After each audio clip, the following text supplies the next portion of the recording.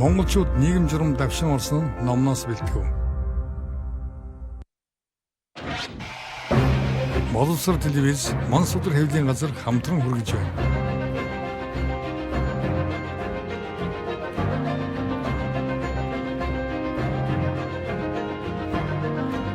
Хоёрдугаар зуун бол Монголын түүхэнд олон томоохон үйл явдал өрнөсөн зуун. Энэхүү нэвтрүүлэг нь 1924-өөс 1959 он хүртэл монголчууд социализмын хэмээн нэрлэгдэж суурин иргэншил амьдралд хүч төрөн орж ирсэн нүүдэлчин ард түмэн хувьсан өөрчлөлт эхлэл тавигдсан чухал үеийн нийгмийн байдлыг өгүүлэх болно.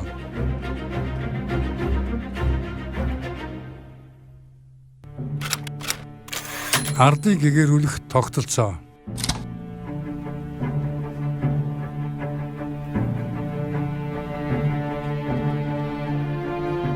1920-ад оноос Монгол оронд боловсролын шинэ үе эхэлсэн юм. 1924 онд хурласан намын 3 дугаар их хурлаар ард түмний ихэнх нь бичиг үсэг мэдэхгүй. Насанд хүрсэн хүмүүсийг бичгийн эрдэм сургуул улс төрийн хөгжих замд ихэд тустай хэмээн цохон тэмдэглэж байв.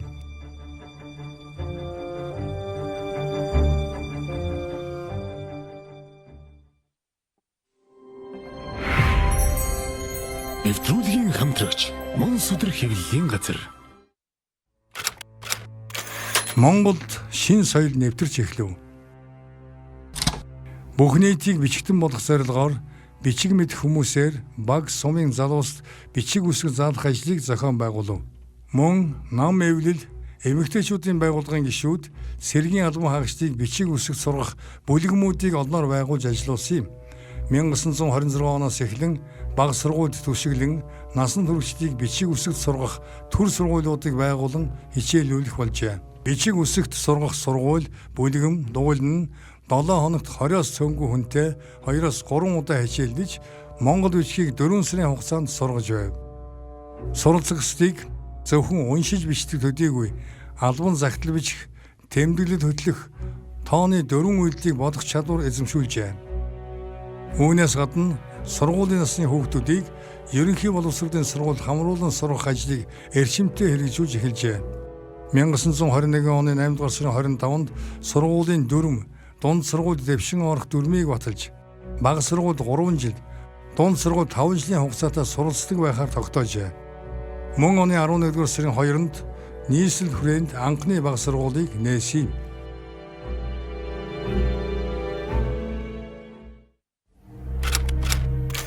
Ардыг гэгэрүүлэх яам.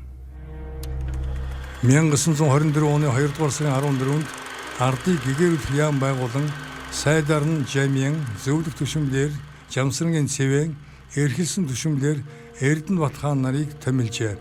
Ингэснээр боловсролын асуудал эрхэлсэн удирдах газартай болж ард олны дунд сургуулийн ач холбогдолыг тайлбарлан таниулах, зөвлөлт холбоот улсаас багшлах мэргэжилтэн урьж авчрах зэрэг ажлуудыг хийх боломжтой болов.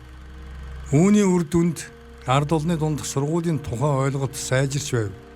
Ингэснээр сургуулийн элсэлтийг албан журмаар явуулж байсныг 1937 оноос зогсоожээ.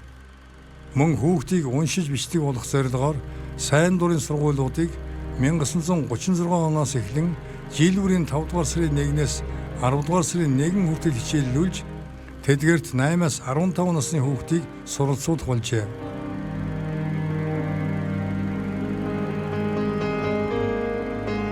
Ийхүү 1941 оны байдлаар нийт сургуулийн насны хүүхдийн 20 гаруй хувь нь ерөнхий боловсролын сургуульд суралцах болов.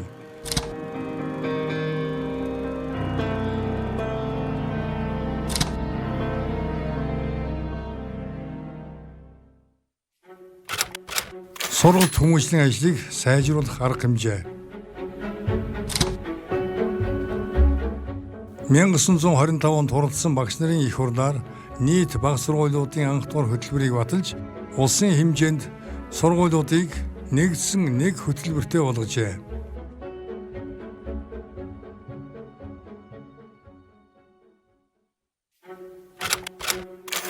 Герман, Франц, Орос улсад сурахаар одов.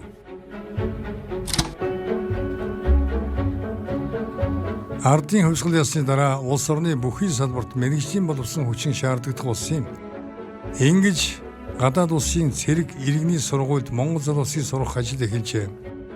Анх 1922 онд Дорн дахны хөдөлмөрчдийн коммунист их сургуульд 15 хүн, 1924 онд Бурятын цэргийн сургуульд 7 хүнийг тус илгээсэн бол 1924 оноос орчуулагч бэлтгэх зорилгоор Ленинградын Дорн дахны олон улсын хэд бичгийн их сургуульд 18 хүн явсан байна. 1940 он гэхэд манай улсаас зөвлөлт холбоод улсад 739 хүн очиж суралцсан байв. Эдгээр залуус Монголд соёл боловсролын шинэ үеийг бий болгоход чухал үүрэг гүйцэтгэсэн юм.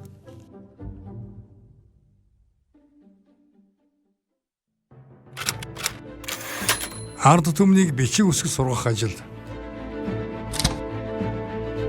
Бүх нийтийг бичиг үсэг сургах асуудал 1920-ад оны эхэн үеэс хүчтэй тавигдаж эхлэв.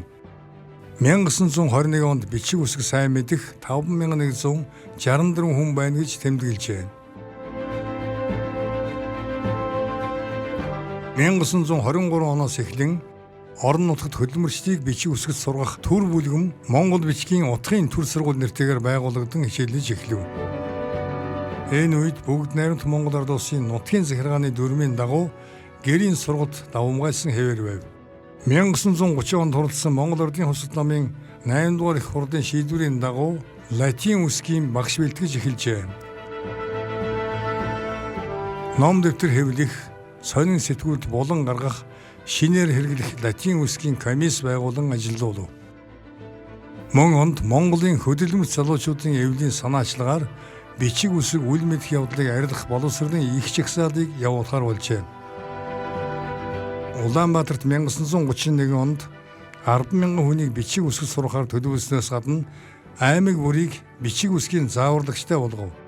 1931 оны 5 дугаар сарын 1-ээс өрнүүлсэн соёлын довтооны нэг том зорилт нь хөдөлмөрчдийг латин үсэг сургах явдал байлаа.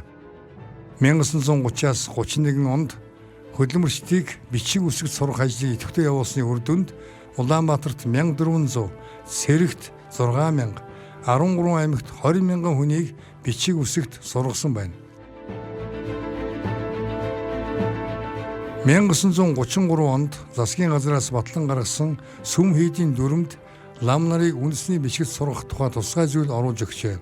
Үндэсний бичиг үсэгт сайн суралцсан лам нарт албан татварын ба бусад зүйлийн хөнгөлөлт үзүүлэх болов. 1935 оноос бичиг үсэгт сайн суралцсан ядуу лам нарыг цэргийн албанаас 3 жилийн хугацаагаар чөлөөлж бусад лам нарт хөнгөлөлт олгох болсон юм. Ингэж 3,000 орчим ламыг үндэсний бичигт сургав. Энэ мэтчлийн арга хэмжээ авч байсан ч 1934 оны байдлаар орон нутгийн захиргааны ажилчдын 27%, эмнэлгийн ажилтны 14%, мал тариалангийн яамны харьяа газрын ажилчдын 25%, үйлдвэрийн ажилчдын 42% нь бичиг үсэг мэдэхгүй байв.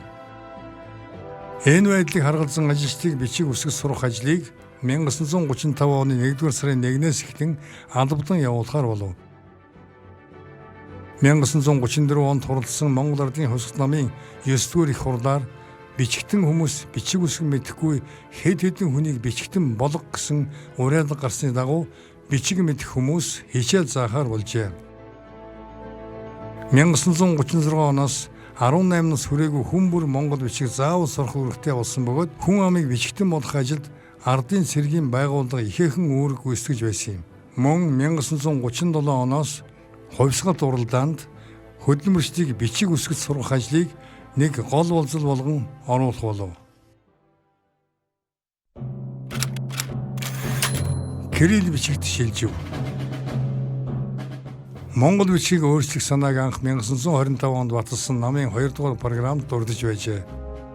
1930 оноос латин үсгийг хэрэглэн нэвтрүүлэх зорилгоор 10 жил сурталчилж байсан байна.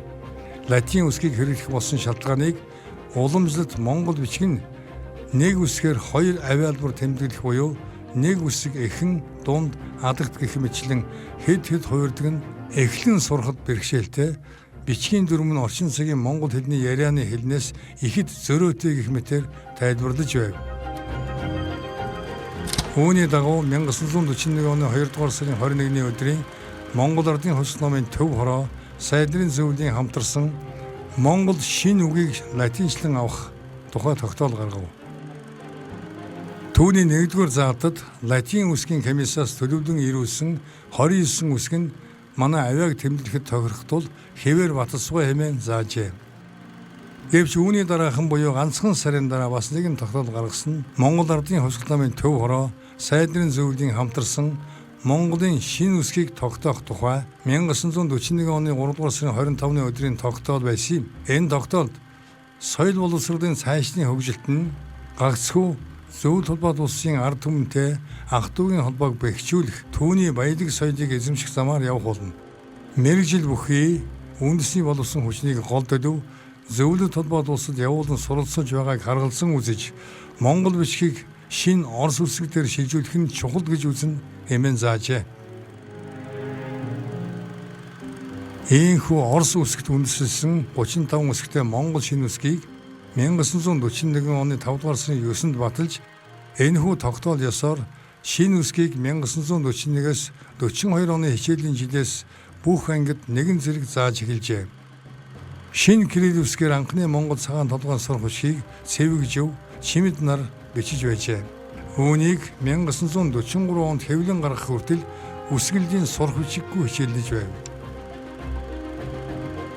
1945 онд Монгол Ардын хувьсгал намын төв хорооны тэргүүлэгчид болон сайдрын зөвлөлийн хамтарсан хурал болж шинэ үсэг сурах ажил маш хангалтгүй явж байна. Шинэ үсэгт суралцсан хүмүүс тус улсын хүн амын дөнгөж 20% төрчээ гэж үзээд бүх хэвлэлийн ба улсын албан хэргийг 1946 оны 1-р сарын 1-ээс шинэ үсгээр явуулсахгүй гэсэн тогтоол гаргажээ. Ийхүү монголчууд кирилл үсэгт бүрэн шилжих нөхцөл бүрдсэн юм.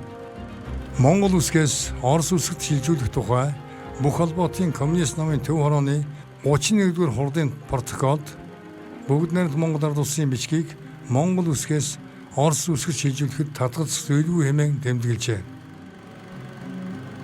Дараагийн дугаарт дайны үеийн сургууль, багшлах болсон хүчин болон Улаанбаатар хотын сургуулиуд гэсэн сэдвээр эргэн уулзах болно.